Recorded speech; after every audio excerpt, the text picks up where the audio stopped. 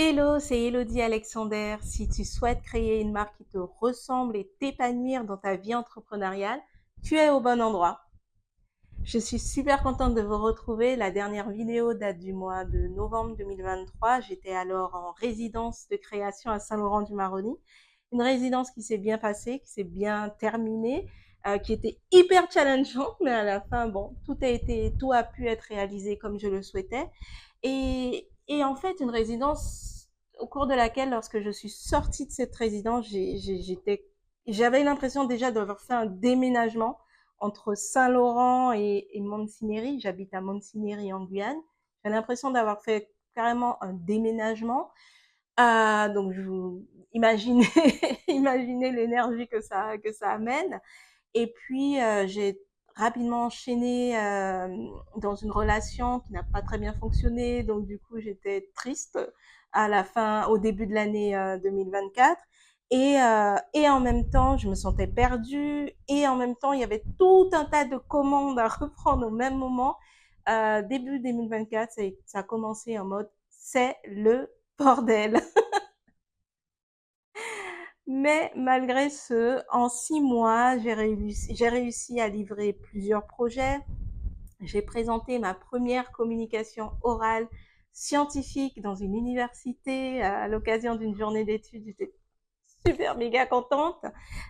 J'ai pu organiser plusieurs événements et j'ai pu également participer à plusieurs événements. Et finalement, je me dis, pour une année qui a commencé en mode wow, qu'est-ce qui se passe? Eh ben plutôt, c'est plutôt une année qui est bonne, positive, où des choses ont été concrétisées. Et je pense que c'est lié également à ma relation au temps et mon organisation, notamment avec le principe du time blocking. Cette vidéo a pour but de vous parler, de vous présenter le time blocking, les blocs de temps et comment j'organise mes journées. Qu'est-ce que c'est le time blocking, le blocage du temps? Si on traduit littéralement, évidemment, ben en général en français, on parle de bloc de temps. C'est une technique de gestion du temps que moi j'ai découvert en lisant Deep Work de Cal Newport, et puis petit à petit que j'ai mis en pratique avec notamment la formation de Gabriela Brasil et la communauté Trillia dans laquelle je fais partie et que je suis en train d'approfondir en fait cette méthode grâce à la certification AGACEO, HCO, Human Center Organizing, que je suis en train de passer.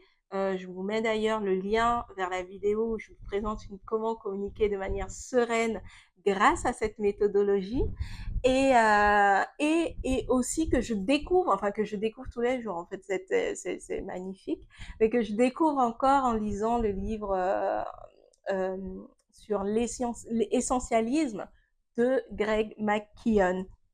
Je dis je découvre encore parce que je n'ai pas tout à fait terminé le livre, mais c'est tellement riche et génial que j'en parle déjà. J'ai écrit d'ailleurs une newsletter la semaine dernière où j'en parlais et c'est juste un régal. Pour résumer cette vidéo, d'abord je vais vous expliquer pourquoi c'est important d'utiliser cette technique qui permet de délimiter son temps. Donc pourquoi délimiter son temps? Je vais parler aussi de la technique de l'agenda inversé et ensuite je vais vous expliquer comment faire. Alors pourquoi délimiter son temps? Bon, là je ne serai pas exhaustive, mais déjà pour, je dirais, d'une part pour se préserver, garder du temps pour soi. Généralement, quand on est focus sur son travail, focus sur ses urgences, ses obligations, etc., sa vie de famille, on aura tendance à dédier tout son temps pour les autres, tout son temps pour le boulot, etc. Et on va s'oublier soi-même. Donc déjà, je trouve que avoir cette relation-là au temps, l'observer, regarder ce soin-là avec son planning, ses journées, etc., de comment on organise, ça nous aide à nous préserver, à préserver des moments vraiment pour soi. Et puis, ça permet de savoir très rapidement de quel temps dont on dispose. Généralement, quand quelqu'un m'appelle et me demande si je serai disponible pour une commande ou un projet, je le sais. Je le sais déjà parce que Le matin, j'ai regardé rapidement mon planning, je l'ai fait au début de la semaine, à la fin de la semaine, etc. Donc, je sais à peu près de quel temps je dispose en général et je sais dire, ben, là, non, ce sera pas possible et là, oui, je peux prendre votre commande. Et cette clarté au moment d'entreprendre est très importante puisque ça permet d'avoir une réactivité, mais pas une réactivité pour une réactivité saine, une réactivité en conscience. Et puis, ça permet aussi de s'ouvrir du coup aux opportunités parce que étant donné qu'on sait qu'est-ce qu'on a qu'on sait quel temps on a de disponible, qu'on a ce regard là sur notre temps, eh bien on va pouvoir plus facilement accepter des nouvelles opportunités, savoir quand dire oui et ça savoir quand on peut dire oui ou quand on peut dire non. Et surtout, et c'est là que le livre de Deep Work de Cal Newport est super important parce que en ce qui me concerne, euh, c'est vraiment là où j'ai découvert le principe du time blocking, c'est dans ce livre-là. Et Cal Newport recommande de ne pas passer tout son temps de travail à l'interrompre pour faire des petites tâches comme ça superficielles, comme consulter ses mails et répondre ou répondre au téléphone, répondre à des messages, parce que généralement, souvent, et je vois des fois mes clients qui sont dans cette situation-là, ils ont des projets, ils veulent les faire et ils sont en permanence interrompus pour répondre à telle demande, telle demande. Et plus on monte en hiérarchie, souvent plus on devient cadre, plus on est aspiré de demandes par-ci par-là et moins on a du temps pour se concentrer. Avec le principe du time blocking, eh bien, on se pose on met des temps qu'on va préserver et dans lesquels on va décider, bon, même si c'est 1 heure, c'est 1 heure, mais pendant cette heure-là, je suis euh, je mets mon téléphone en silencieux, mes collègues savent que je ne suis pas disponible et je travaille en profondeur pour avancer sur le projet qui compte vraiment pour moi. Si tu es nouveau ou nouvelle ici, mets un j'aime et abonne-toi s'il te plaît. Merci. Non, tout ne se passe pas toujours comme prévu. Et ce que je vous propose, c'est de voir un petit peu le décalage entre l'hypothèse la théorie et la réalité. Donc là, on est semaine 36, la semaine prochaine, du 2 au 8 septembre, a priori. Généralement, je travaille 4 jours par semaine, donc tout ce qui est en rose, rose de l'art communique, l'agence de design que j'ai créée en Amazonie. Et donc tout ce qui est en rose, c'est les temps de travail que j'ai prévus pour l'agence. Et ça, je l'ai rajouté après avoir rajouté ce qui ne sort pas en général. C'est le temps pour déjeuner, le petit déjeuner et le matin aussi.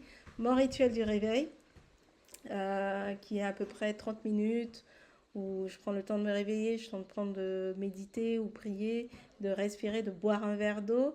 Et après, je me mets en action. Et en général, je préserve le tout début de ma matinée à une tâche, un projet qui est très, très, très important pour moi et que je ne veux pas que le boulot ou les commandes puissent le décaler.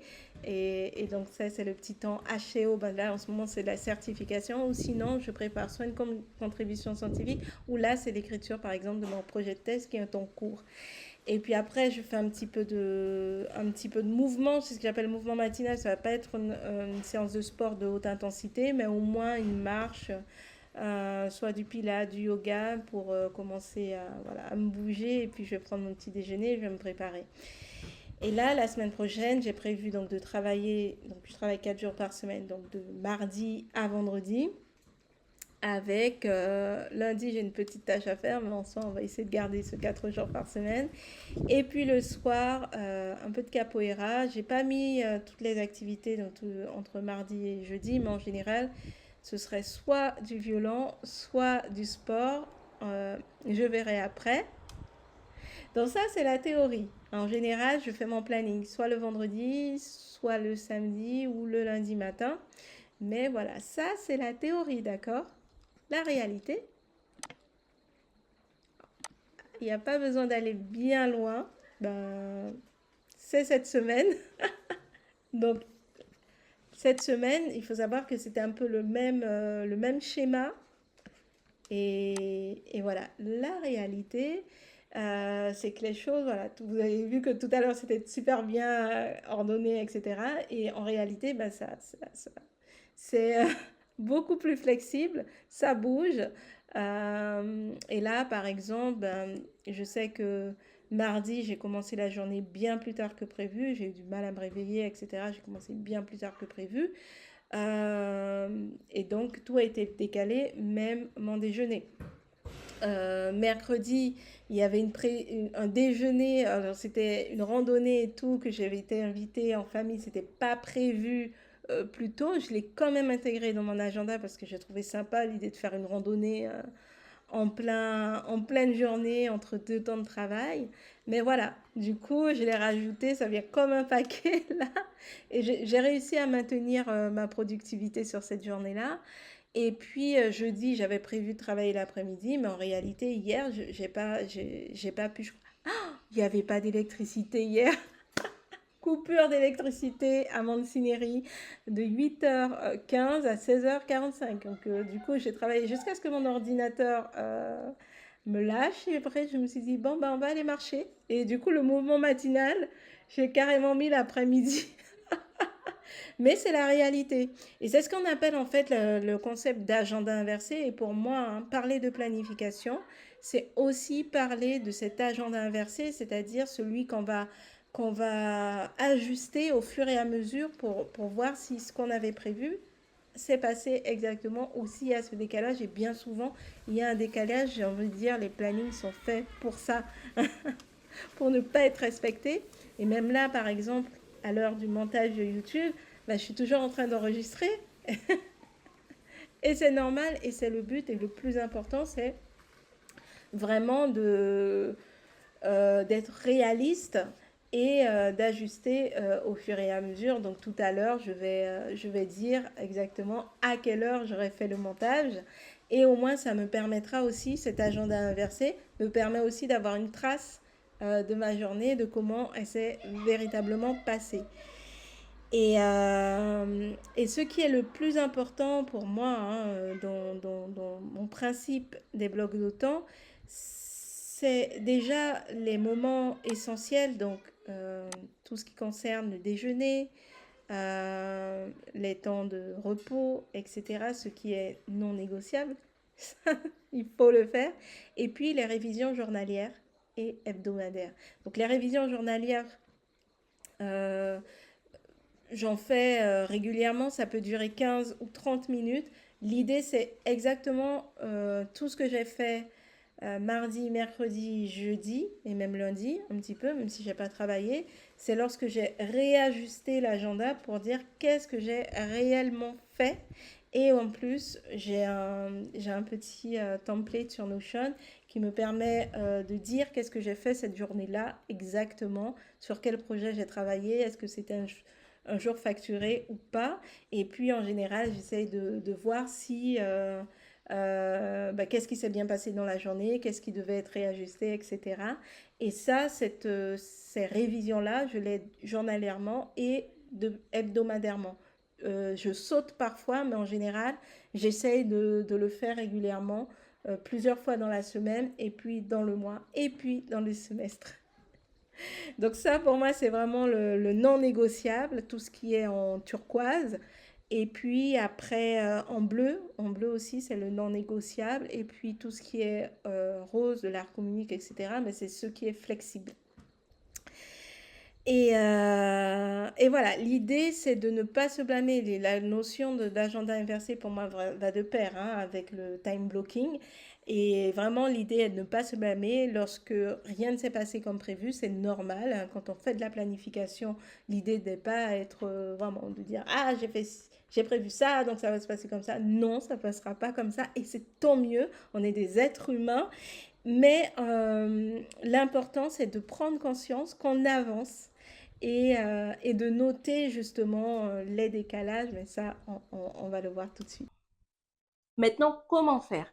Comment mettre en place ces blocs de temps pour soi? Comment s'organiser? Tout d'abord, je te propose de clarifier ta vision.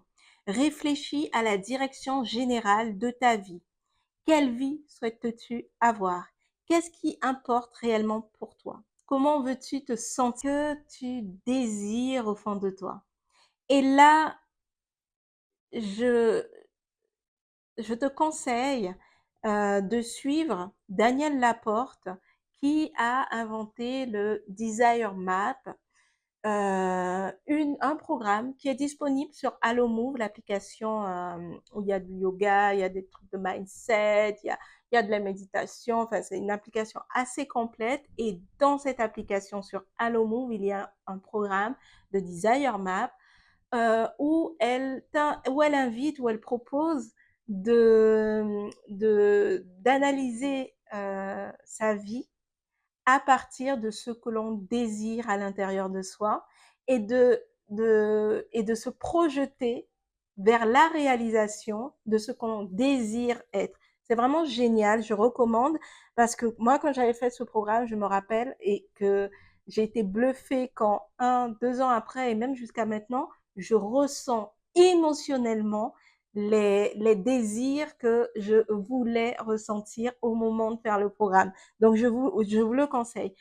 Le souhait, les désirs, l'intuition, en fait, sont de très bons guides pour savoir où on va et où on veut aller. On peut se faire confiance, on peut s'écouter et ce regard-là est super important au moment de directionner sa vie, tout simplement. Ensuite, je te propose de faire une carte de vie. Fais l'inventaire de tout ce qui compose ta vie, ta famille, les hobbies, travail, finances, alimentation.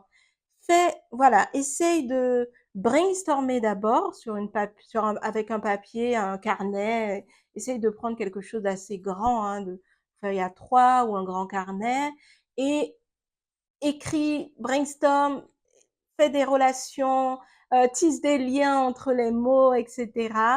Et réfléchis à tout ce qui compose ta vie. Quelles sont les aires de ta vie? Je te montre un peu là ma carte de vie, mais cette carte de vie, elle est numérique. Cette carte de vie est numérique. Mais avant de faire celle-ci, j'ai quand même, oui, j'ai brainstormé sur du papier, etc. Donc vraiment, essaye de faire ça sur du papier d'abord, après pas sur du numérique. Le papier va te permettre de décupler ton inventivité et tes idées et de faire les connexions plus rapidement, de manière plus intuitive. Ouais, plus intuitivement.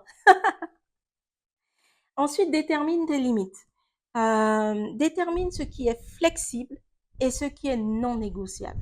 C'est la clé de ce principe du bloc de temps. Quelles sont les activités, les aires de vie, les choses où tu auras de la flexibilité, tu pourras bouger, et d'autres où, en fait, ce moment-là, c'est ce moment et il peut pas bouger. Genre, par exemple, dormir. Ça mérite quand même d'être non négociable. Il faut dormir au moins 6, 7, 8 heures, ça dépend des personnes et de quel soin on a autour du sommeil, mais il faut dormir. L'être humain a besoin de dormir. Donc voilà, ça mérite d'être négociable, manger, du temps en famille, etc., etc. Et vraiment, essaye de voir quel type d'activités peuvent être flexibles et quels autres types d'activités ne sont pas négociables. Les réunions, en général, ça peut être flexible. On peut les décider, on peut les reporter, etc. Voilà. Essaye de voir qu'est-ce qui est flexible, qu'est-ce qui ne l'est pas. Et puis ensuite, tu planifies. Tu planifies en pensant d'abord à mettre ce qui est non négociable. C'est la clé, en fait. On commence d'abord par les moments de repos. On commence par les moments où on s'alimente, parce que du coup, il y a une machine, il y a un corps, hein. Sans ce corps, si ce corps n'est pas en bonne santé, équilibré, etc., on ne pourra pas bosser, on ne pourra pas être productif, ça va servir à rien. Donc, on pense d'abord à soi, on pense d'abord à ses moments pour soi, on pense d'abord à sa vie, à prendre soin de soi, et ensuite, on implémente avec les différents temps de travail, etc. Et après, observe-toi. Ouais, observe-toi avant, pendant, après, tout le temps en fait, tout est toujours un regard sur quel impact cette décision a eu. Ou tu te lèves le matin, tu fais telle chose ou tu fais autre chose, ben, tu notes, j'ai fait ça ce matin, à ce moment-là, je me suis sentie comme ça, et un petit carnet pour noter si tu n'as pas l'habitude d'avoir ce regard-là en permanence. Et ou sinon, à la fin de la journée, tu peux aussi te poser et prendre en note qu'est-ce qui s'est passé, etc. Cette observation un peu quotidienne te permettra de savoir si tu es dans le juste quand tu as fait ta planification ou si il faut ajuster, comme on vient de le voir avec l'agenda inversé. En fait, on va toujours devoir adapter la planification. Le but de la planification, ce n'est pas d'être parfait, de faire les choses avec perfection. Ça n'a aucun intérêt, j'ai envie de dire.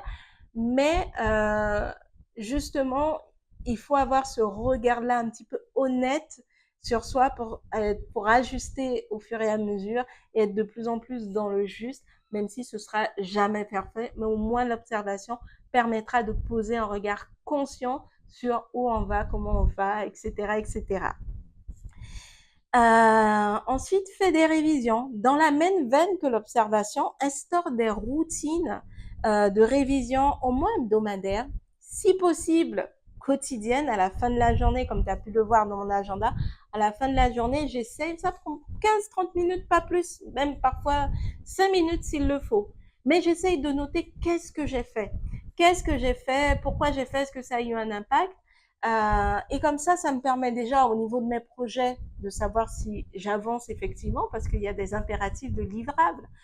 Comme je dirige une agence de design, je conduis les projets créatifs de mes clients, donc il faut que je puisse les rendre en temps et en heure, et il faut que je puisse évaluer si mon temps de travail a bien été dirigé. Donc déjà, savoir au niveau du travail ce qui a été fait, et puis si j'ai réussi à accomplir telle ou telle chose que je souhaitais dans ma vie personnelle, etc. Donc, je, idéalement quotidiennement, et puis chaque semaine aussi idéalement, et puis tous les mois, et puis tous les trimestres, et puis tous les semestres. Ça a l'air d'être lourd comme ça, mais en réalité, quand on l'intègre vraiment à son mode de fonctionnement, c'est de plus en plus simple. Et après, c'est intéressant d'avoir un petit guide qui peut dire avec 3 questions, qu'est-ce qui s'est bien passé, qu'est-ce qui s'est mal passé et comment je peux réajuster. Voilà, c'est tout simple. Ensuite, la détermination. Franchement, ne te décourage pas. Ça va pas être évident d'entretenir cette relation autant. Ça va pas être évident de planifier ces journées. Ça va pas être évident d'avoir ce regard-là avec bienveillance, etc. Mais ne te décourage pas. Au début, c'est pas évident, mais petit à petit, à force de faire, des fois, ben, si tu n'as pas vraiment pas l'habitude de le faire, essaye de planifier comme ça une demi-journée ou 2 demi-journées dans la semaine. Et puis petit à petit, tu incrémentes à toute une semaine si vraiment tu as besoin de temps. Mais reste déterminé parce que avec la pratique, c'est une habitude et avec la pratique, eh ben, tout devient plus fluide et c'est même beaucoup, enfin ça devient très très simple à force de le faire. Donc c'est pour ça qu'il faut rester déterminé. Et la dernière chose, je te dirais, entoure-toi. Entoure-toi, trouve ta communauté. Moi, je suis rentrée dans la communauté créée par Gabriela Brasil, qui a Comunidad Trilha, autour de l'organisation, etc. Mais il y a d'autres communautés peut-être, et puis tu peux partager aussi avec ta famille. Très rapidement, ben, ma mère est devenue un peu ma complice. J'échange très souvent avec elle sur ce que j'apprends dans la communauté Et il y a, par exemple, les finances, à un moment donné, ben, on partage ce moment-là le soin aux finances, on partage ce moment-là ensemble. Peut-être que ça peut être sur un sujet, comme je le fais avec ma mère, ou sur un autre sujet où tu trouves quelqu'un avec qui faire ce chemin-là, ou toute une communauté qui pourra t'entourer. Donc, entoure-toi, trouve-toi un ou une partenaire, une communauté et accompagner, franchement, on va toujours plus loin. Et si tu veux créer du temps pour un projet qui te tient à cœur, pour un projet créatif, pour plus de temps pour toi, rejoins-nous pour le prochain Parle en Marque qui sera sous la forme d'un atelier de 2 heures pour aider justement à tout ça, à s'organiser, à créer son bloc de temps. Donc voilà, c'est une manière aussi d'être en communauté. C'est vendredi prochain de 14h30 pardon, à 16h30. C'est en ligne. Je te mets le lien là en description. J'espère que cette vidéo t'a plu. En tout cas, moi, j'ai un grand plaisir à la tourner. Et surtout, c'était très important pour moi de revenir sur la chaîne avec ce sujet-là. Dis-moi ce que tu en penses. Dis-moi si tu mets déjà en pratique. Dis-moi lorsque tu auras essayé qu'est-ce que ça a donné, etc. Et puis surtout, rejoins-moi pour le Parle en Marque. Et je te dis à bientôt.